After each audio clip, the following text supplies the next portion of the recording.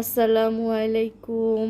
আবার চলে আসলাম আমরা যে হাউস থেকে আরেকটা নতুন ভিডিও নিয়ে। আজকে ছোট্ট করে একটা বেলপুরির ভিডিও করলাম। বাসায় বেলপুরিটা বানিয়েছি বাচ্চাদের খাওয়ানোর জন্য। বাহিরের বেলপুরি আসলে খাওয়া যায় না। মাঝখানে একটু দেখে আবার নতুন আরেকটা ম্যাট বানাইছি সাদার মধ্যে, টি টেবিলের জন্য। কেমন লাগতেছে সবাই বলবেন ইনশাল্লাহ। চটপটি ডাল মানে যেটা সিদ্ধ করছিলাম ওইটার মধ্যে একটু রাঁধুনি গরম মশলাটা দিয়ে দিলাম, রাঁধুনির চটপটির মশলাটা, আর একটু মরিচের গুঁড়া। আমার মনে ছিল না, এর জন্য বাসায় লেবু, তারপরে শসা, ধইনা পাতা কিছুই ছিল না, কিছু ছাড়াই আমি বানাইছি।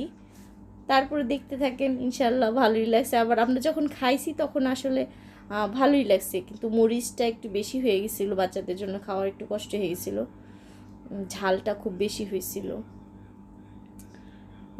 ইনশাল্লাহ খুব ভালো হয়েছে। আপনারা সবাই যে হাউসকে লাইক কমেন্টস করবেন, সাবস্ক্রাইব করবেন, বেশি বেশি ভালোবাসা দিবেন, আমরা যেন আরও নতুন ভিডিও নিয়ে আসতে পারি। বেলপুরি দিয়ে বাসায় বাচ্চাদের জন্য বানানো বেলপুরিগুলো মোটামুটি ভালো হয়েছিল, বাইরের তুলনায় আলহামদুলিল্লাহ ভালো হয়েছিল এবং খুব ক্রিস্পি হয়েছিল। আমি পরের দিন পর্যন্ত রাখছি, তারপরেও ভালো খাওয়া গেছে, মশমশা ছিল, পরের দিন খাওয়া গেছে।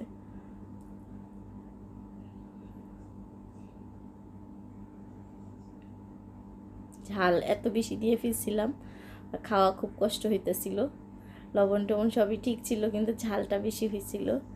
বাচ্চারা সবাই বসছে, বসার পরে নাইমা সবাইকে দিতেছিল বেলপুরির উপরে ডালটা।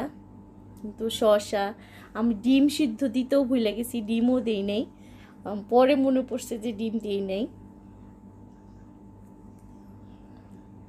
ইনশাল্লাহ যে হাউসকে ভালোবাসবেন সবাই, যে হাউসকে লাইক কমেন্টস সবাই করবেন ইনশাল্লাহ। সবাই ভালো থাকবেন, আমাদের জন্য দোয়া করবেন। আসসালামু আলাইকুম। দেখতে থাকুন।